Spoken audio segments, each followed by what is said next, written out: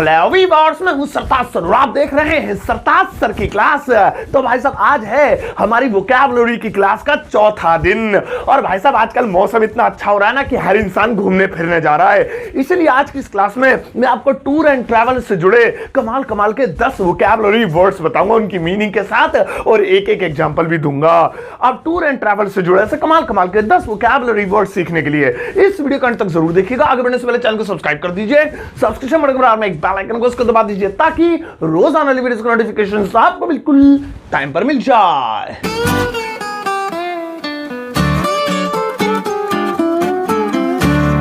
तो चलेगा शुरुआत करते हैं इस वीडियो की। आज के दिन मैं आपको सिखाता हूं टूर एंड ट्रैवल से जुड़े कमाल कमाल के 10 वोकैबुलरी वर्ड्स उनकी मीनिंग के साथ और एग्जांपल के साथ। पहला है निकलना। अब ये कहीं से कुछ निकल नहीं रहा है, प्लीज सब्र कर लो। निकलना मतलब अपने घर से निकलना। अब जब भी हम घूमने फिरने जाते हैं तो हम क्या कहते हैं, हम 2 बजे निकलेंगे, हम 5 बजे निकलेंगे, अरे यार हमारा लेट निकले, हम जल्दी निकल गए। तो ये जो निकलना होता है इसे अंग्रेजी में क्या कहते हैं, सुनो। इसे अंग्रेजी में कहते हैं लीव। लीव और इसके लिए एक और वर्ड है वो है डिपार्ट। आप लीव या डिपार्ट कुछ भी बोल सकते हैं। लीव ज्यादा फेमस है तो आप इसे यूज करेंगे ज्यादा अच्छा लगेगा। अब जैसे मुझे कहना है हम 2 बजे निकलेंगे, भाई साहब मैं शिमला के लिए निकलना है, 2 बजे निकलेंगे। सो इंग्लिश होगी we will leave at 2 o'clock। We will leave, हम निकलेंगे एट 2 o'clock। सो वैसे डिक्शनरी में ढूंढोगे तो लीव का मतलब होता है छोड़ना किसी चीज को, लेकिन टूर एंड ट्रैवल्स की भाषा में लीव का मतलब होता है निकलना। चाहे एयरपोर्ट से निकलो, रेलवे स्टेशन से निकलो या अपने घर से निकलो, लीव। सही है। आओ अब नेक्स्ट वाला देखें। और भैया नेक्स्ट वाला है लंबी यात्रा। लंबी यात्रा, अब देखो एक तो घूमना फिरना होता है शॉर्ट डिस्टेंस का, एक होती है लंबी यात्रा मतलब विदेश जा रहे हैं, 7 समंदर पार जिसे बोलते हैं देसी भाषा में, या फिर पानी की यात्रा पे जा रहे हैं या फिर बहुत दूर जा रहे हैं, वो होती है लंबी यात्रा। अब टूर ट्रैवल्स के मामले में ऐसी लंबी यात्रा को अंग्रेजी में वॉयज बोलते हैं। वैसे पुरानी किताबों में पानी से की गई यात्रा को वॉयज बोलते थे, लेकिन आजकल के जमाने में हवाई जहाज चल गए। अब जैसे मुझे कहना है हम एक लंबी यात्रा पर जा रहे हैं, भाई साहब बहुत लंबी यात्रा, बहुत दूर जा रहे हैं, so we are going on a voyage. अब याद रखना लंबी यात्रा। आओ अब नेक्स्ट वाला देखें। और भैया नेक्स्ट वाला है घूमना। घूमना, जब भी हम कहीं घूमने की जगह जाते हैं तो हम क्या करते हैं, अपने होटल से निकल के घूमने फिरने निकल जाते हैं। मतलब पैदल वाला घूमना जो होता है कि हम जैसे आगरा गए तो दिन में ताजमहल घूमने निकल गए और वहां गए तो हम वहां घूमने निकल गए। तो ये घूमना क्या कहलाता है, तो घूमने को अंग्रेजी में बोलते हैं रोम। रोम एक देश का भी नाम है, इंग्लिश वीक है मेरी। रोम कहते हैं। जैसे मैं कहूं मैं ताजमहल घूम रहा हूं, हाँ हेलो, हाँ भाई साहब कहां रहे यार, मैं अभी ताजमहल घूम रहा हूं, अभी नहीं आ सकता हूं, मैं बिजी हूं। आई am roaming the Taj Mahal. I am roaming the Taj Mahal. Roaming लग गई फोन में, वो भी घूमने वाली, अरे कहां से निकल रहे। चलो I am roaming the Taj Mahal. इसी तरीके से we will roam the Shimla and he is roaming in New York. वो न्यूयॉर्क में घूम रहा है। तो आप जब भी कहीं घूमना फिरना हो पैदल वाला तो आप इसका मतलब वहां पर रोमिंग कर रहे हैं। और फोन तुम्हारा रोमिंग पे लग जाए तो मुझसे मत कहना क्यों लग गया। आओ अब नेक्स्ट वाला देखें। और भैया नेक्स्ट वाला है किराया। किराया, अगर तुम्हें लग रहा है किराए को इंग्लिश में रेंट बोलते हैं तो तुम यहीं रुक जाओ, जरा ये वीडियो देख के जाना। ये रेंट वाला किराया नहीं है, ये घूमने फिरने की बात हो रही है, टूर एंड ट्रैवल्स की बात हो रही है। तो इसलिए इस किराए के बारे में आपके लिए जानना बेहद जरूरी है। अब जब भी हम घूमने जाते हैं किराए की फिक्र पहले हो जाती है। होटल का किराया कितना होगा, टैक्सी करेंगे उसका किराया कितना है, इस टिकट लगेगा इसका किराया कितना है, वहां पर झूले में झूलेंगे उसका किराया कितना है, एंट्री बहुत किराए हो गए, किराए मारोगे क्या। हाँ तो किराया। अब किराए को इंग्लिश में क्या कहेंगे, तो टूर एंड ट्रैवल्स के मामले में, घूमने फिरने के मामले में किराए को अंग्रेजी में बोलते हैं फेयर। फेयर। अब जैसे मुझे कह रहा है इस होटल का किराया कितना है, कितना किराया है इसका, हमें यही रहना है, किराया बताओ। सो इंग्लिश होगी what is the fair of this hotel. What is the fair of this hotel. वैसे होटल बोलते हैं, इंग्लिश देखो होटल, लेकिन मैं होटल बोल रहा हूँ, देसी पढ़ा रहा हूँ ना। So what is the fair of this hotel, I mean hotel. तो ये हो गया फेयर। तो आप जब भी आपको किसी चीज का किराया पता करना हो तो ये मत कहना what is the rent of taxi, वो कहेगा तू ही टैक्सी ले जा, कल वापस कर दिए, इतना रेंट है। फेयर बोलेंगे, घूमने फिरने की जगह में जाते हैं वहां किराया मालूम करते हैं तो फेयर बोलते हैं। This is not fair. आओ अब नेक्स्ट वाला देखें। और भैया नेक्स्ट वाला है नदी में नाव चलाना। नदी में नाव चलाना।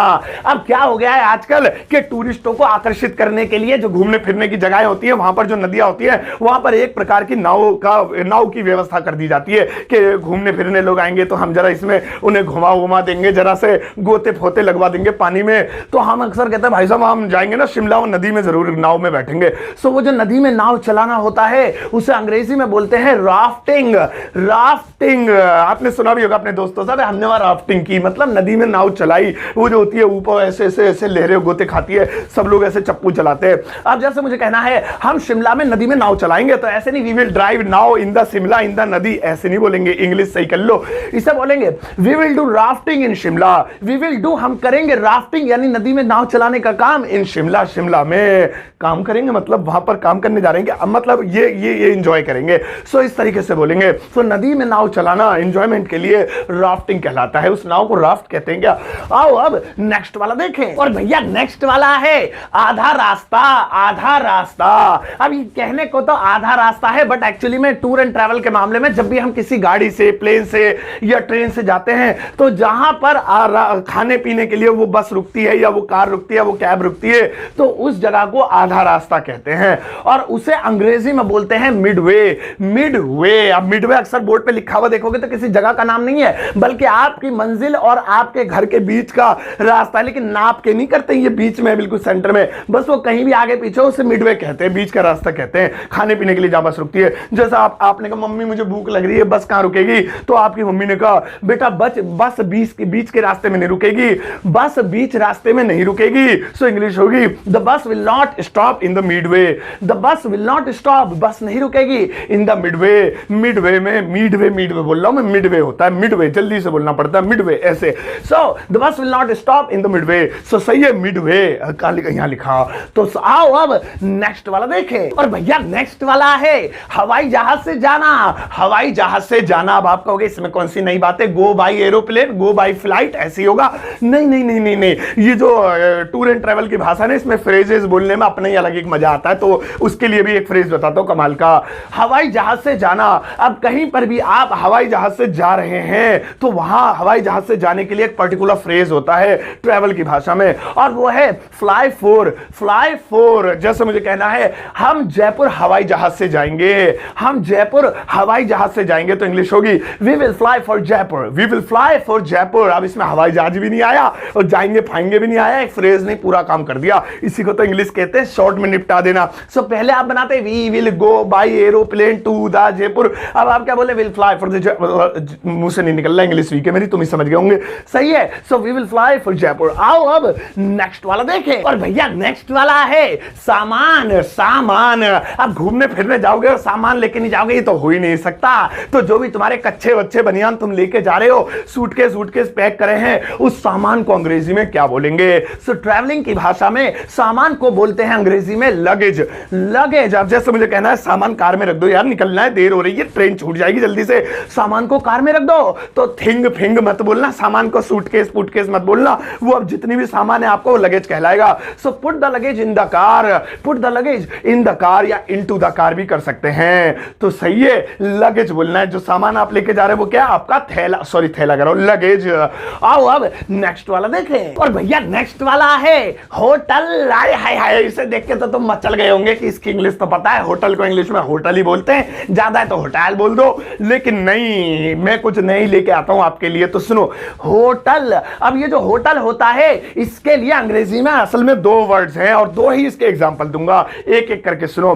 पहला है होटल, दूसरा है मोटेल। होटल मोटेल, अब ऐसे नहीं होटल मोटल, ऐसे नहीं, hotel motel.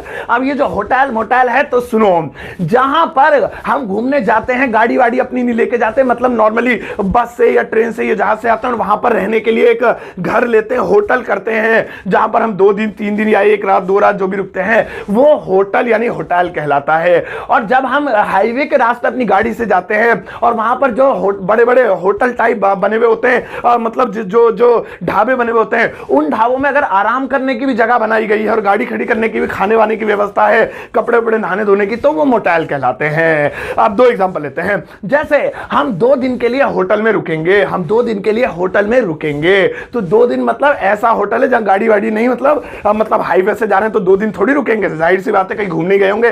So we will stay in a hotel for 2 days।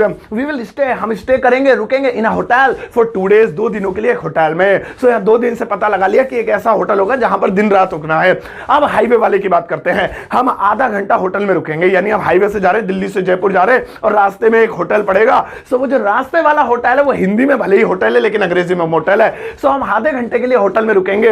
We will stay in a motel for half an hour. We will stay, हम रुकेंगे इन अ मोटेल, एक motel में for half an hour, एक आधे घंटे के लिए। तो इस तरह से होटल और मोटेल में फर्क होता है। सो जो हाईवे के किनारे हो जिसमें आप आराम फराम कर सके, आपके सोने मतलब होटल जैसा ही है लेकिन ज्यादा देर ना रुकना हो, 1 घंटा 2 घंटा रुकना हो, गाड़ी अपनी नीचे खड़ी करके, वो मोटेल हाईवे के किनारे, क्योंकि उसमें मोटर खड़ी होती है तो मोटेल ऐसे याद कर लो।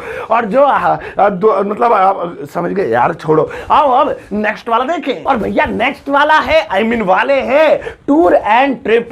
टूर एंड ट्रिप अब इस बार हिंदी में लिखे हुए नहीं आए, इंग्लिश में लिखे हुए आ गए, मामला उल्टा हो गया। अब इनकी हिंदी बतानी पड़ेगी।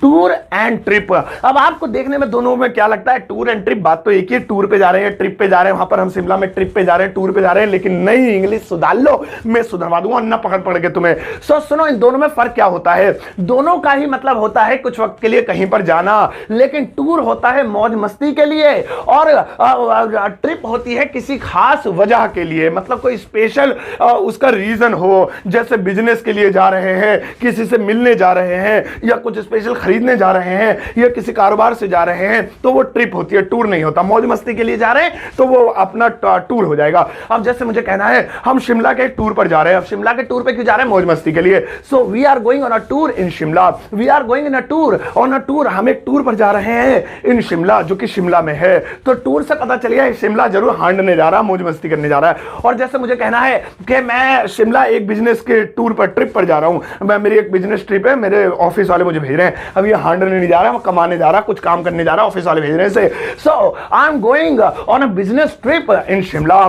मैं जा रहा हूं एक बिजनेस ट्रिप पर शिमला में। तो टूर और ट्रिप में फर्क होता है। नेक्स्ट टाइम कोई कहे ना, आओ गर्मी हो रही है बहुत ज्यादा, आओ कश्मीर चलते हैं, एक ट्रिप मारी आते हैं, उसके 2 थप्पड़ मारना कि ना, ट्रिप तो बिजनेस के लिए, खास वजह के लिए होती है, यूं के टूर मारी आते हैं। सही है? ओहो, मेरा टूर बना दिया यार तुमने। तो भाई साहब, ये आज मैंने आपको टूर एंड ट्रैवल से रिलेटेड कुछ खास वर्ड सिखाए। बहुत सारे हैं, ऐसे मत देखो मुझे, लेकिन ये मेन थे जो मैंने आपको बताए। अब आपके लिए एक छोटा सा चुईया सा यू वर्क है, लगाओ मैडम इनके लिए टूर एंड ट्रैवल्स में सरताज क्लास। Thank you. ये रहा भैया आपका यू वर्क। इन सेंटेंसेस को आपको इंग्लिश में ट्रांसलेट करना, वीडियो कमेंट बॉक्स में जाके चेप देना है। मैं अपना हार्ट दूंगा और नजर पड़ते ही इनको गलती का भी जवाब दूंगा। एक दूसरे को तुम बताते रहना और इनका जवाब मिलेगा आपको कल वाली वीडियो में। लेकिन जो बीते हुए कल की जो वीडियो थी उसमें जो यूवर्क था उससे चेक कर लेते हैं। लगाओ उसका आंसर शीट, उसकी ये रही भैया, उसकी आंसर शीट मैच कर लेना। लेकिन आपने कमेंट में चेक दिए थे, मैंने देखे थे, आपने बहुत अच्छे से किए। तो भाई साहब देख लिया टूर एंड ट्रैवल से जुड़े 4 शब्द। अब 5वें दिन की क्लास में कुछ नया आपके लिए लेकर आऊंगा। तब तक आप ठंड में रजाई ओढ़ के लोट मान लो, और अगर गर्मी में देख रहे हो तो पता नहीं क्या करो।